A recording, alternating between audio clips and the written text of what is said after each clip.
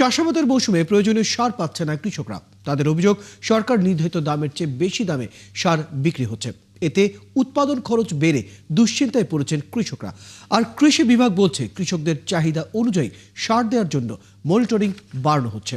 আসিফ ইকবালের তথ্য ও ছবিতে প্রতিবেদন। মেহেরপুর সদর উপজেলার শেখপাড়ার কৃষক আবুল হোসেন এবছর ১৩ বিঘা জমিতে পেঁয়াজ, ১০ বিঘায় কপি এবং পাশাপাশি ১০ বিঘা জমিতে আলু চাষ করেছেন। তার অভিযোগ, চাষের জন্য পটাশ সার কিনতে গিয়ে বারবার ডিলারের গোডাউন থেকে খালি হাতে ফিরতে হয়েছে। গোডাউনে সার থাকা সত্ত্বেও নির্ধারিত দামে তা দেয়া হচ্ছে না। বেশি দাম দিলে তবেই মিলছে সার। একই রকম অভিযোগ করছেন জেলার অন্যান্য কৃষকরা। সারের ক্ষেত্রে বস্তা প্রতি ৪০০ থেকে ৬০০ টাকা পর্যন্ত বেশি দিতে হচ্ছে, যে কারণে উৎপাদন খরচ বাড়ছে। আমার কাছে এনআইডি কার্ডে আমাকে ১ বস্তা থেকে ২ বস্তা সার দিতে, এই সারগুলো তো আমার এতগুলো আবাদ উঠবে না। আর এই সার প্রয়োগ না করতে পারলে আমার ফলন হবে না।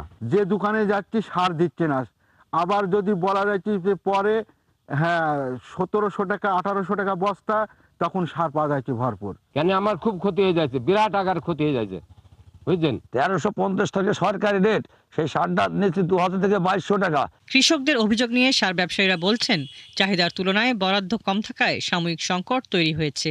আমার ৪-৫ বিঘা জমি আবাদ আছে, এইভাবে সার নিয়ে সার আমাদের চলবে। আমার যে পরিমাণ সারের দরকার সেই সার নেই।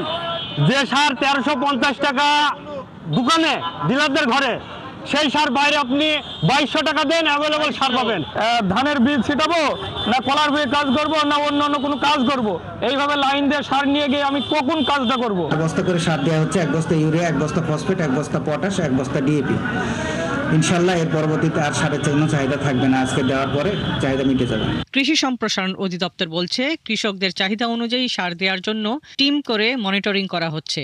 সরকার নির্ধারিত মূল্যের বেশি দাম নেওয়ার অভিযোগ প্রমাণিত হলে আইন অনুযায়ী ব্যবস্থা নেওয়া হবে। ডিলারদেরকে স্ব পয়েন্টে থেকে যাতে তারা সার বিক্রি করে এবং যার যতটুকু চাহিদা সেই মোতাবেক যেন সার বিতরণ করে, সেইভাবে তাদেরকে উৎসাহিত করছে এবং আমাদের টিম করে আমরা মনিটরিং কার্যক্রমটা পরিচালনা করছি। কৃষি বিভাগের তথ্য অনুযায়ী চলতি মৌসুমে মেহেরপুর জেলায় ডিএসপি ও ডিওপি সারের মোট চাহিদা নির্ধারণ করা হয়েছে ৩১,৬৬০ মেট্রিক টন।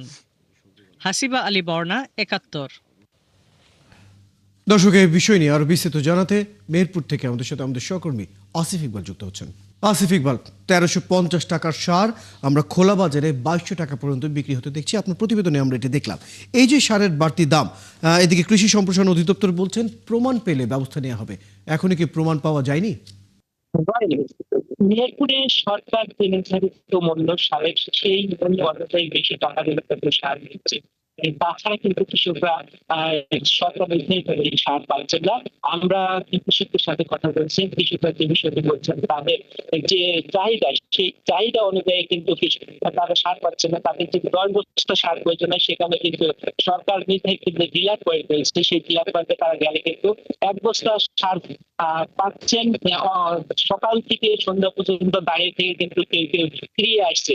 তারা অভিযোগ করছেন যে তারা যদি সময় মতো প্রয়োজন মতো যদি তাদের সার না পান, তাহলে কিন্তু তাদের ফলন বিপদ হয়ে যাবে। আর ফলন বিপর্যয় ঘটলে কিন্তু তারা ক্ষতির সম্মুখীন হবেন। এই বিষয়ে কিন্তু কৃষি সম্প্রসারণ অধিদপ্তরের সাথে কথা বলছে। কৃষি সম্প্রসারণ অধিদপ্তরের উপর যে বিষয়টি বলছেন যে জেলায় যে সারের চাহিদা রয়েছে, সেই চাহিদা নিশ্চিত করে কিন্তু টিম গঠন করা হয়েছে এবং সেই টিম কিন্তু জেলার বিভিন্ন পয়েন্টে কিন্তু তারা অভিযান চালাবে। যদি সার সংকটের যে অভিযোগ প্রমাণিত হয় এবং জেলারা যদি সার না দেয়, তাহলে কিন্তু সংশ্লিষ্ট বিরুদ্ধে তারা কিন্তু অভিযোগ নেবেন। ধন্যবাদ আসিফ ইকবাল, খবর রাখতে থাকুন। দর্শক, আমাদের সাথে আমাদের সহকর্মী আসিফ ইকবাল যুক্ত ছিলেন।